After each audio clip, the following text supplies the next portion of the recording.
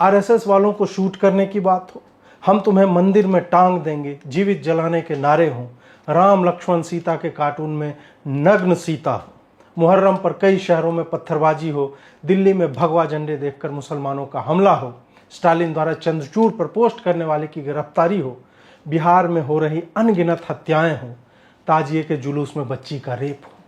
हम क्या बोलें, कितना बोलें, क्यों बोलें? बोल बोलकर सारे शब्द समाप्त हो चुके हैं। क्या बोलें कि भाजपा चुप क्यों है? क्या बोलें कि इस पर लिबरलों ने फेविकॉल पी लिया है?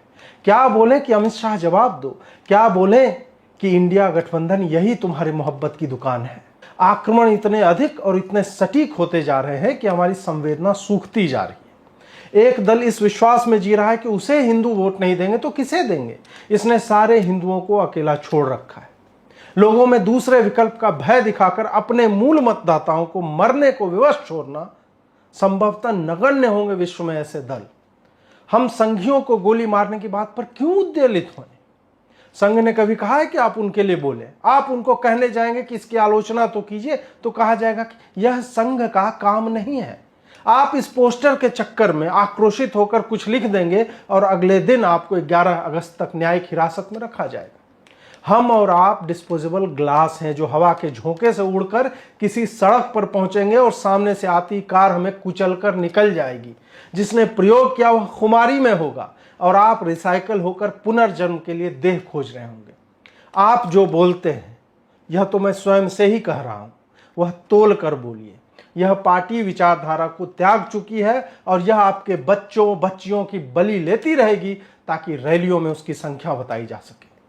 स्वर तीव्र करना कार्यकर्ताओं का कार्य है। यदि आप वह नहीं है तो ऐसे लिखिए जैसे कोई अवलोकन हो। प्रतिक्रिया, आक्रोश या वैचारिक विश्लेषण मत दीजिए। आपका कौन सा शब्द पकड़कर कौन सा नेता किस राजनीतिक कारण से आपका सर मांगने लगेगा आप समझ नहीं पाएंगे। मनीष कश्यप एनएसए लगवाकर जेल में सड़ रहा है। उसका एक बना बनाया चैनल था, कुछ लोगों को रोजगार मिला करता था, वह सब चला गया। सरकारें सर्वसमर्थ होती हैं, उसे कोई न्यायपालिका नहीं रोक सकती। आप नग्न सीता माता को देखकर कुछ लिख देंगे पर उन्हें चिंता नहीं होगी जिन्होंने राम के नाम पर सत्ता पाई। एक कार्टून बनाने पर शार्ली एब्दो के 12 कार्टूनिस्ट मारे गए थे। बाद में सैमुअल पैटी फ्रांस में मारा गया। हदीद की बात करने के बाद 6 हिंदू मार दिए गए। मारने वाले सदैव ही बच जाते हैं और हमें घिसा पिटा संवाद बोल देते हैं कि सरकार तुम्हारी है पर सिस्टम हमारा है।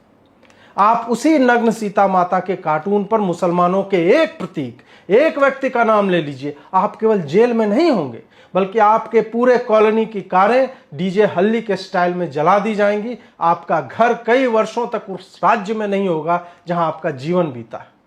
यह मेरा कोई दुख नहीं है, मेरी पीड़ा नहीं, मेरा कोई फ्रस्ट्रेशन नहीं है।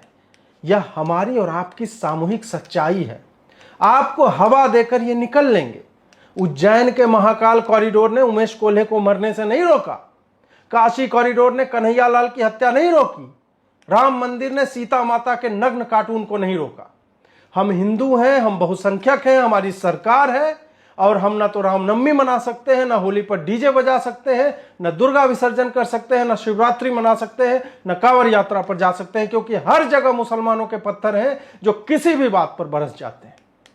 हमारी बहनों के वीडियो हॉस्टलों में मुस्लिम लड़कियां बना रही हैं, उस पर कोई मानवता लज्जित नहीं होती, न कोई लोकतंत्र मरता है। अरे मरने के बाद भी चैन से सोने नहीं देते जब किसी श्रीकांत पासवान के शव को मुस्लिम आरोपित पीटता है, फेंकता है, उस पर पेशाब करता है।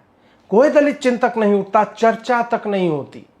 हम लोड लिए फिर रहे जैसे कि हम न लिखे तो मोदी को कोई वोट ही नहीं देगा, हम न बोले तो भाजपा को 150 सीटें नहीं आएंगी।